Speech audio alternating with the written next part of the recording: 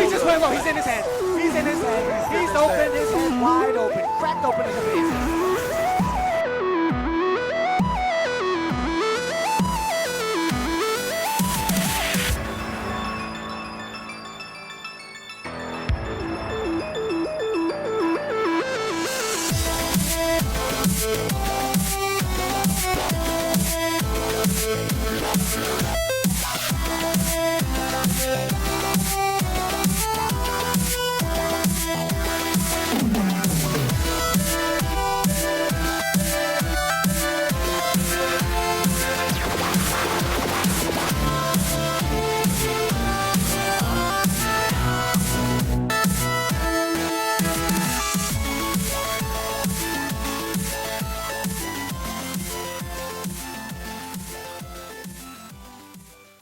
Welcome everyone, it's Mario Kart 100. Welcome back to the Mario Kart Marathon. Let's continue on by reviewing the next game in the series. Let's take a look at the next console game, which went crazy with double the characters and double the fun with Mario Kart Double Dash for the Nintendo GameCube.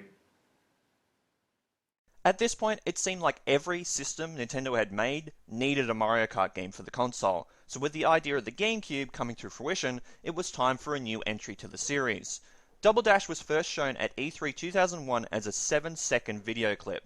The clip featured Mario and Luigi driving their karts on a bump map 3D surface with no background. At the time, it was early in development, and the working title for the game was simply Mario Kart. In April 2003, Nintendo released the first pictures and details of the game, as well as revealing the title to be Mario Kart Double Dash. At E3 2003, a playable demo of the game was available. New features such as having two characters drive one kart had been implemented, and this was the major change or gimmick to this entry. Two characters on one kart made for an interesting idea to change up the formula, and I think it did it for the better. It makes this game stand out from the rest, and this is one game in the series I've went back to play multiple times and still continue to have fun with. The development of the game didn't come without its snags though. The development team struggled in developing gameplay features that would be enjoyed by the fans of the series. One of the hardest tasks Chief Director Kiyoshi Mizuki was assigned to do was to attract people who had no prior experience with the series, so he decided to make the gameplay as simple as possible. Producer Shigeru Miyamoto presented the staff with a variety of options which in turn they would have to incorporate into the game the best way possible. Miyamoto let the team decide which graphics they wanted to use without restrictions. Connectivity to the Game Boy Advance was discussed as an opportunity amongst the developers, but they eventually agreed that Double Dash was not suited for these connectivity ideas and decided against it.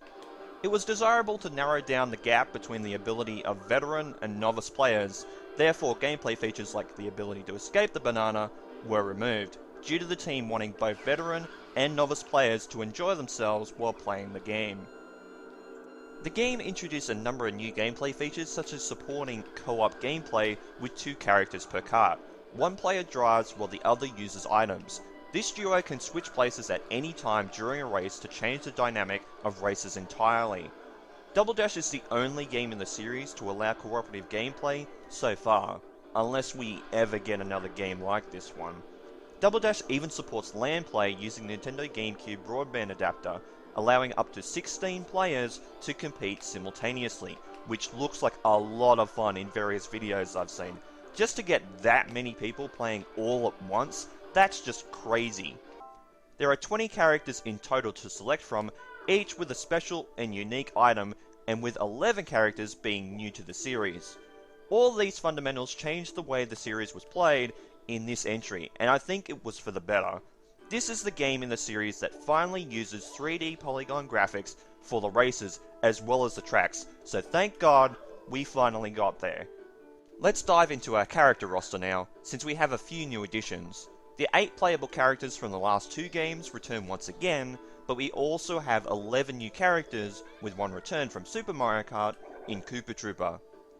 The new members to the roster are as follows: Baby Mario and Baby Luigi, Birdo, Bowser Jr., Princess Daisy, Diddy Kong, King Boo, Paratrooper, Petey Piranha, Toadette, and Waluigi. Some crazy picks right here, but a bunch of spin-off mainstays are now present in the series. Now, to continue over to items, we have two separate categories in this game: normal and specials. For normals, we have banana peels, single red and single green shells, spiny shell, fake item box, single and triple mushrooms, Starman, and the lightning bolt. Yes, the triple shells are missing, but that's a way to move over to the special items now, since every character in this game has a different special item added to the item reel. So sometimes it's best to play with two different character combos instead of common duos. Like more items to use if you had a duo of Mario and Wario, rather than Mario and Luigi. That's what I mean. So every duo has different items to use in the item reel, like I said, and we have a whole bunch of new items, but also returning items too, so let's look through the list. Mario and Luigi use fireballs, red ones for Mario, and green ones for Luigi, which can be thrown forward or backwards to burn opponents, keeping them from shooting their items or switching places with the driver.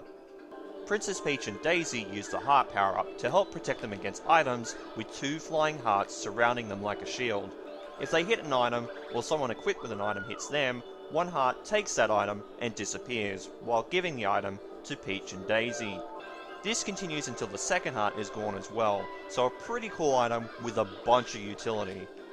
Yoshi and Birdo use the egg item, which drops Yoshi's green egg, or Birdo's pink egg, onto the track. Both eggs work the same way. When an egg is launched, it acts like a red shell, targeting the racer in the next position. If launched backwards, it will just fly out in the direction it was shot. Upon impact with a pair of racers, it will knock them over. When it hits a cart or the wall, it breaks open and drops 3 more items onto the track. What comes out of the egg may be a mushroom, shell, banana peel, star, or even a bob-omb. Baby Mario and Baby Luigi take control of a chain chomp, increasing their speed almost double, and getting dragged along the track path while the chain chomp takes out anyone or anything in its way. Eventually the chain chomp will become too hard for the babies to handle and its chain will break, releasing it onto the field where it will run rampant until it runs off the track. This item is great for situations near the back of the pack for you to catch up to the rest of the field. Toad and Toadette use the golden mushroom, which acts like it did back in Mario Kart 64, giving you as many boosts as you can in a short amount of time. Koopa Troopa and Paratroopa use triple red and green shells, which is the same as before as well, giving you 2 additional shots at the field.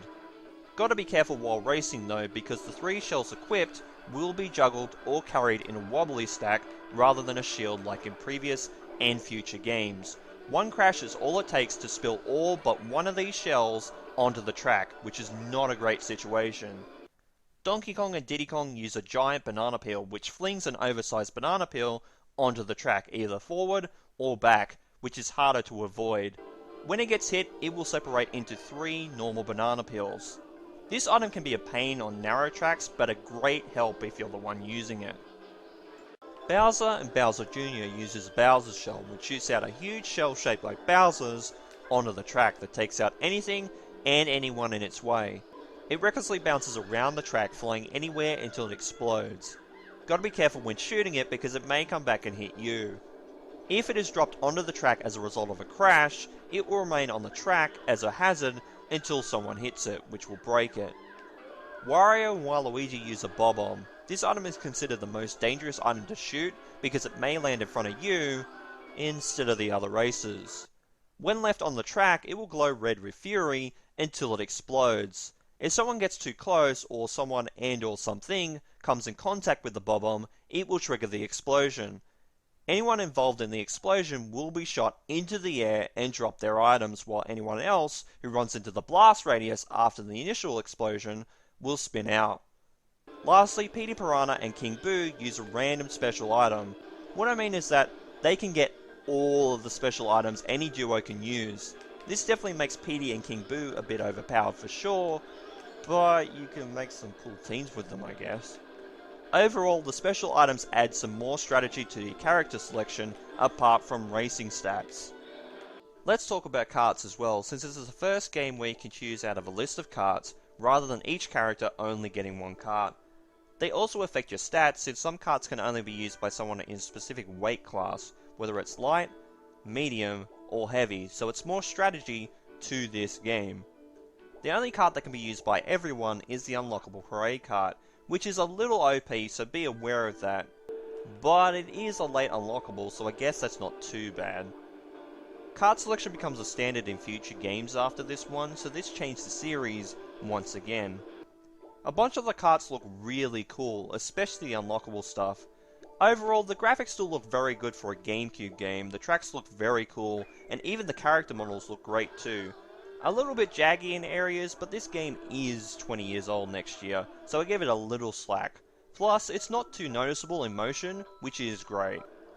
The lighting and presentation is pretty top notch too. The lighting is perfect when it comes to mood and atmosphere in places like Peach Beach or Bowser's Castle. Baby Park was always my favourite track. It's absolute carnage, which I love from Mario Kart. Oh, and before I forget, I love the All Cup Tour that's exclusive to this game, where you play all 16 tracks back to back in a mega marathon. It's a great addition. And speaking of that, let's dive into the game modes as well, since there aren't many to go over.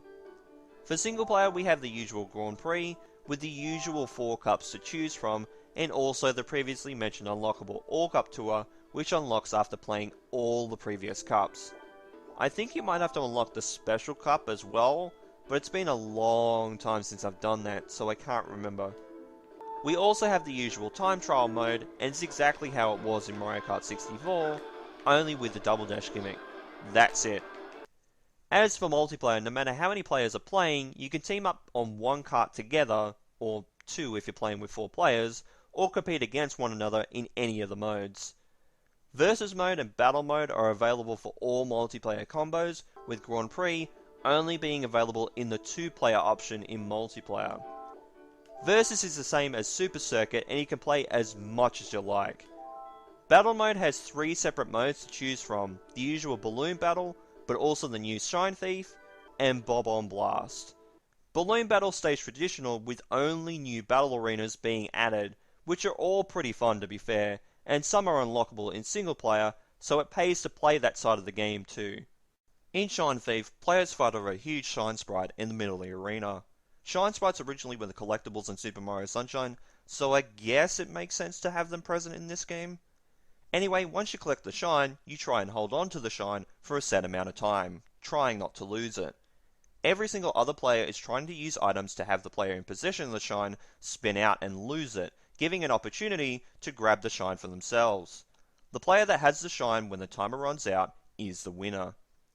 Bob-omb Blast is very simple to understand. It's set up like Balloon Battle, but the only item to use is Bob-ombs. You can hold up to 10 Bob-ombs on each cart, 5 for each character in the cart. The aim is to spin out or blow up opponents with your Bob-ombs to collect stars. Once you collect 3 or 4 stars, depending on how many players are playing, the match is over, and the player who achieved that wins the match. Each time an opponent is caught in a blast, whoever threw that bomb gets a star. If an opponent has a point and gets involved in an explosion, that point then gets transferred to the bomb thrower. All bombs are color-coded for the players. Player 1 gets red Bob-ombs. Player 2 gets blue. Player 3 gets green. And Player 4 gets yellow. The music and soundtrack for the game is absolutely top-notch. Probably a dark horse in a race of the best Mario Kart soundtracks. It's really well put together with so many different sounds and genres. From the sinister nature of Bowser's Castle, to the bouncy track of Wario Coliseum and Waluigi Stadium, to the peaceful sounds of Peach Beach and Daisy Cruiser, to the masterpiece of Rainbow Road. Soundtrack's fantastic and without a doubt up there as one of the best soundtracks of the series. Lastly, let's go over the controls on the original GameCube controller, since even playing this on a Wii, it goes into GameCube mode, so a GameCube controller is required. The left analog stick is to turn the kart. The A button is to accelerate and also confirm in menus. The B button is to brake and also decline in menus. The B button plus down on the left analog stick is to reverse the kart. The R and L buttons are used to drift around the course. The Z button is to swap character positions on the kart. The X and Y buttons are to use items. And the start button is to pause during a race or battle. Also, while drifting, you can repeatedly move the left analog stick back and forth to build up a mini boost. The tell is when the kart exhaust changes colour, then letting go of the drift will activate the boost. Overall, Mario Kart Double Dash is a great fun game. I had so much fun playing this entry, and this is actually my first GameCube game I'd ever owned. Though it wasn't until the Wii U was around when I actually purchased it. I wish some type of Double Dash mode would be present in a future Mario Kart game, even as just a playable mode rather than a full game centered around this gimmick, because it's fantastic. The game sold around 7 million copies worldwide, making it the second best-selling GameCube game of all time, behind Super Smash Bros. Melee, which isn't really surprising. I'd give this game an 8 out of 10 if I had to give it a score. The only downsides is some of the track design in the game, and the kart's control being a little bit slippery, which is a bit strange. Other than that, this is a great game. So with all that said, thank you guys so much for watching this video. This has been Mario Man 100. You guys have a great day or night, and of course, take care. Next time in the Mario Kart Marathon, we move on to the next handheld game, and my favourite game in the series, Mario Kart DS, for the Nintendo DS.